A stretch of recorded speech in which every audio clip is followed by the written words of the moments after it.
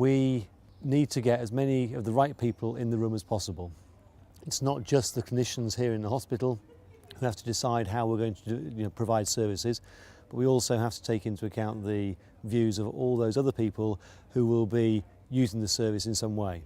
And so the GPs, the commissioners, the ambulance service, and we need to find out what their views are so that we can actually manage a service and hopefully design a service which is useful to everybody and is fit for purpose. As with anything in life, when you view it from your point of view, you get a very, very personal perception of what you're looking at. Sometimes it's very, very difficult to try and view things from other people's points of view. And I've already in the working groups had discussions with other members of the team who are looking at it from a different perspective. And it's important to bring those perspectives so that we do make the right decisions. And sometimes what may be obvious to one is not obvious to another.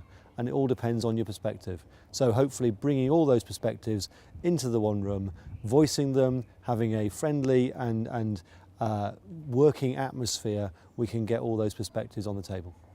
Quality is everything. Safety is everything. I've just operated all morning this morning. I want to know that when I leave Kidderminster Treatment Centre, where I've been operating on patients, that we've done a good, safe job, that I'm not worrying about the patients, that they're going to have a good service overnight tonight, and that they're going to be fit and healthy, well to go home tomorrow morning. I want to know that any patient coming under our department's care or our hospital's care is getting the very best treatment that they could get, hopefully anywhere in the country. And to provide that safety and that level of quality is something which I think we should, as clinicians, always strive to give. Well, clearly if we had a blank cheque, we'd be able to provide the quality service that we want to on as many different sites as we want to as well. So patients could essentially have their operation as close to home as possible, but we'd have all the members of staff ready to give that quality care right next to their home. Unfortunately, to make it affordable, what we're going to have to do is look very, very carefully at how we provide that care.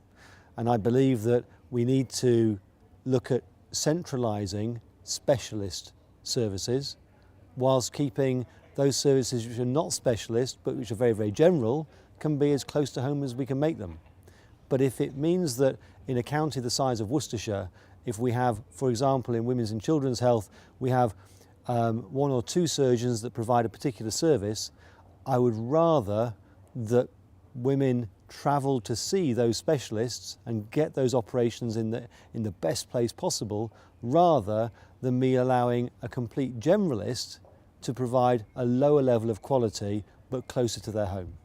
I really hope that we're going to achieve a safe, quality, sustainable service that's going to be able to provide the women of Worcestershire with excellent obstetric care, excellent gynecology care for not only 2012, 13, 14, but hopefully 2020, 21, 22. And I think we've got to be looking that far ahead and trying to work out what the service needs to look like to provide that quality service.